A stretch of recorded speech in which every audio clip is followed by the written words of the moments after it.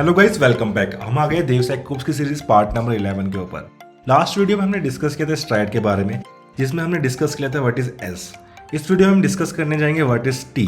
तो चलिए चलते हैं वीडियो की तरफ। तो गाइस हम आ गए DevSecOps पार्ट नंबर 11 के ऊपर। जैसे हमने स्ट्राइड के बारे में जाना था कि ये एक तरह का मॉडल होता है जो सिक्योरिटी को आइडेंटिफाई करने में मदद करता है, वो भी स्टार्टिंग फेज ऑफ SDLC। हम स्पूफिंग के बारे में डिस्कस कर चुके थे, आज हम टैम्परिंग के बारे में डिस्कस करेंगे। तो चलते हैं टैम्परिंग के ऊपर। Tampering is a process of modifying, changing और deleting the data in a wrong way.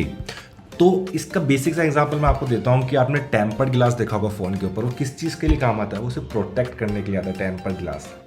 तो अगर टेम्पर्ड ग्लास ना हो तो स्क्रीन ब्रेक हो जाएगी, वो उस वे में नहीं रहेगी जिसमें वो नॉर्मली रहती है, मतलब टूट जाएगी, आपको चीज़ें ख़राब दिखाई देगी, तो आपका यूज़र एक्सपीरियंस ख़राब हो जाएगा, चीज़ें ख़राब हो जाएगी, पैसा लग जाएगा।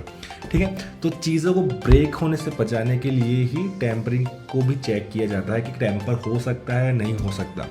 तो हम वापस चलते हैं अपने डेफिनेशन की तरफ। तो टैम्परिंग एक तरह का प्रोसेस है जिसमें डेटा को मॉडिफाई किया जाता है। सिर्फ डेटा से मेरा मतलब ये नहीं है कि कुछ फाइलों को मॉडिफाई किया जाए, डेटा किसी भी तरह का हो सकता है। तो डेटा को मॉडिफाई किया जाता है इन अ रॉन्ग वे, जिससे चीज़ों को ख़राब किया जा सके, नुकसान पहुंचाया जा सके, मैलिशियस वे में करा जा सके, ताकि लोगों से या तो पैसा लिया जा सके, या फिर उन्हें नुकसान पहुंचाया जा सके, या फिर उनकी रेपुटेशन को हर्ट किया जा सके।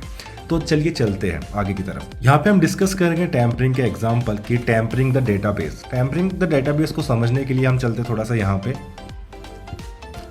तो कंसिडर करिए कि एक क्लाइंट है, नॉर्मल जो आप है वो ब्राउज़र ओपन करते हैं, एक सर्वर को रिक्वेस्ट करते हैं। सर्वर जो भी आप रिक्वेस्ट स्टोर करते हैं या फिर आप कोई भी डेटा पुट करते हैं, कोई भी सोशल साइट का एग्जांपल ले लीजिए, वो सारे डेटा को एक डेटाबेस में स्टोर करता है।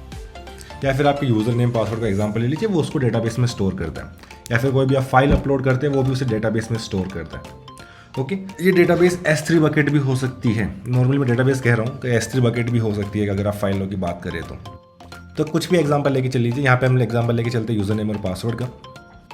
अगर ये क्लाइंट यहाँ आता है, रिक्वेस्ट भेजता है, रिक्वेस्ट भेजने के बाद डेटा स्टोर कर पाता है, अच्छी बात है। कंसिडर करिए कि कोई भी जो क्लाइंट है, ये अब ये क्लाइंट की जगह अटैकर आ गया। अब यहाँ पे ये क्लाइंट नहीं है, अटैकर है। मैंने अपना ही नाम लिख दिया अटैकर में, अटैकर है।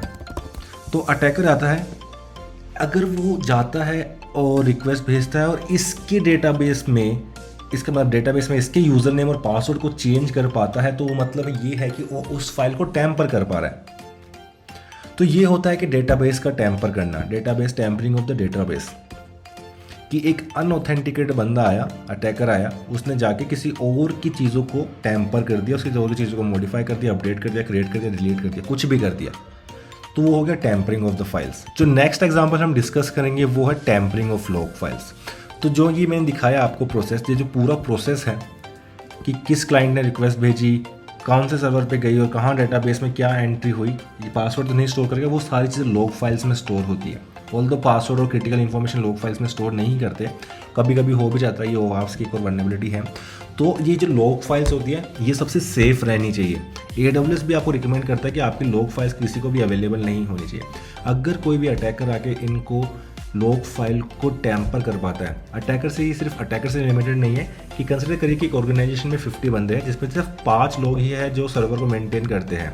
उन 5 के अलावा कोई और इन सब फाइल्स को एक्सेस नहीं कर पाना चाहिए, उनको टैम्पर नहीं कर पाना चाहिए। ये भी एक पर चीज़ होती है जो हमें ध्यान में रखनी होती है, जिसे हम कहते हैं लीस्ट प्रिविलेज प्रिंसिपल। तो ये एक दूसरा एग्जाम्पल है tampering of the log files. वापस चलते हैं। जो तीसरा एग्जांपल है वो है नेटवर्क कनेक्शन का। ये आपको समझना पड़ेगा। राउटर में आप कभी भी राउटर के बारे में पढ़ा होगा तो आपको ये देखा होगा कि राउटर सबसे शॉर्टेस्ट पाथ निकाल के देता है क्लाइंट से सर्वर के बीच का। तो किसी वे से इसने क्या किया, अटैकर, ये है अटैकर है, अटैकर ने मशीन को मैनिपुलेट कर दिया ये दिखाने के लिए कि भाई मैं ये जो पाथ है यहाँ से लेके यहाँ जा रहा है राउटर तक, ये पाथ शॉर्टेस्ट पाथ है as compare to this. Attacker ने कुछ किया जिससे ये दिखा। अब तो जितनी भी फाइलें हो रही है वो अटैकर के थ्रू आती हुई जा रही है। तो अटैकर क्या कर रहा है, हर फाइल को रीड कर रहा है, चेक कर रहा है, वो भाई साहब चेंज कर देते हैं इसको, ये इंपॉर्टेंट है, ये इंपॉर्टेंट नहीं, इसको जाने देते हैं, इसको अपने पास रख लेते हैं, फाइलों को मॉडिफाई कर लेते हैं, डिलीट कर देते हैं, अपडेट कर लेते हैं, अपने अकॉर्डिंग सब कुछ कर रहा है। तो ये होता है नेटवर्क कनेक्शन में टैम्परिंग का एग्जाम्पल।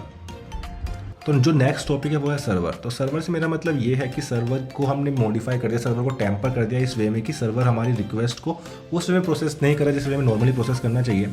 कंसिडर करिए कि एक ई-कॉमर्स वेबसाइट है जहाँ पे हमने सर्वर को इस वे में टैम्पर कर दिया कि सर्वर जब पेमेंट जाना चाहिए जिस अकाउंट में पेमेंट जाना चाहिए, उस अकाउंट में ना जाएगा, कहीं और पेमेंट जा रहा है। तो ये भी टैम्परिंग का ही एक एग्जाम्पल है। तो आगे चलते हैं कि इनको प्रोटेक्ट कैसे करता है, what are the different solution for them. तो पहला तो है ऑथेंटिकेशन।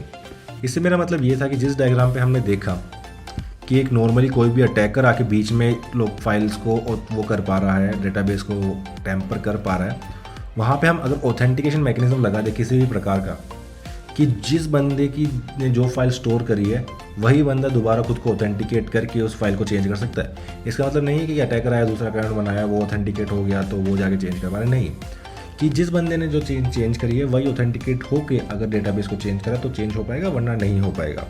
ये था एक एग्जांपल टैम्परिंग को स्टॉप करने का।